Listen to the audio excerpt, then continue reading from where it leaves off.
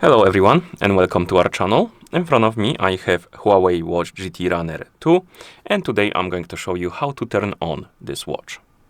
So let's get started.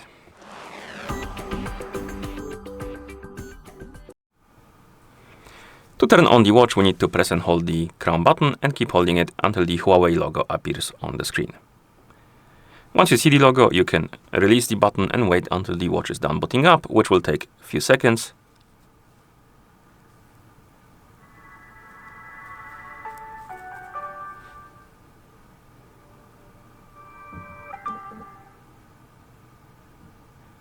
And here you have it. As you can see, we're in the system now, and that's how you turn on this device. If you found this video helpful, please consider subscribing to our channel and leaving the like on the video. Thank you for watching and see you in the next one.